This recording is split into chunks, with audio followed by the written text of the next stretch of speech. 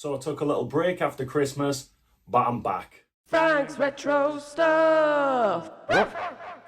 So I have been out to a few charity shops and a few random places that sell second-hand items, and I'll show you some of the stuff I picked up recently.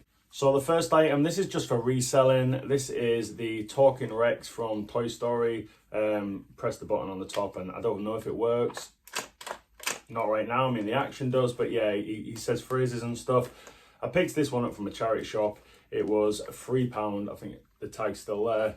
And this one's purely for resale. It does sell quite well, so we'll make a little bit of money back on that one. Also in the charity shop, I managed to pick up this official Disney store Chewbacca. Now I've still got the tag on this one. Yeah, I paid £3 for this one as well. Quite a cool item, again, just purely for reselling. It's not an older toy, but we'll definitely make a little bit of money out of that one as well. Again, keeping it with the sort of lowdown items, I picked up this Wet Wet Wet annual, or just Wet Wet Wet special book. Just a bit of nostalgic old school history. I'll keep hold of that one for a while. Don't really think there's going to be a lot of Marty Pello fans out there who are dying to have their hands on this book, but I do also like to document that sort of pop culture history just by keeping older things so that I know I've got a copy. Really random, one day someone might just say, do you remember Wet Wet Wet? And I'll be like, oh yeah, I've got the annual. Like I say, not really any value in this one, but I saw it, it's in good condition, and I'll stick it with the rest of the random annuals that I have from the 90s, 80s, 70s and so on. Yeah, nice little find. A friend of mine who works in a charity shop contacted me and he said he had some Ladybird books from the 80s and would I be interested in them. Of course, they're from the 80s, so I'll take a look. I'll show you the books I got now. There was only 2 in there that I was really keen to have. Another 2 that I'm happy to keep hold of, and the rest I'm going to move on. But yeah, we started with the Olympics 88, and don't know if that's massively collectible, but it's an old Ladybird book, and it was just one of the ones in the pile. So I'll try and move that on, along with this American football book as well, same.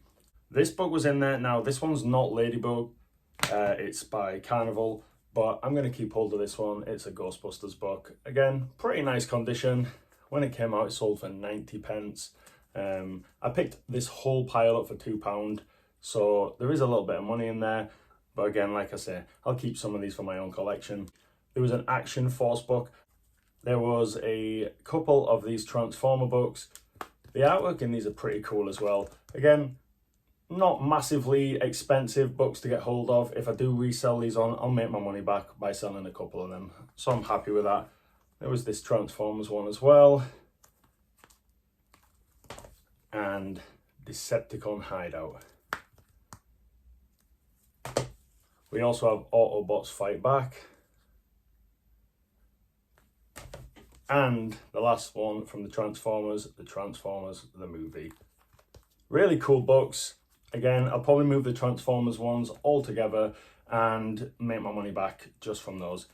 The 2 books that I was actually happy about getting hold of were these, because you don't see a lot of these around nowadays. This is the Frankenstein and the Hound of the Baskervilles. So they're not necessarily horror books as such, but they also are, and they're aimed at children, which is quite bizarre. You know, Mary Shelley's Frankenstein obviously being an actual book, not a children's book.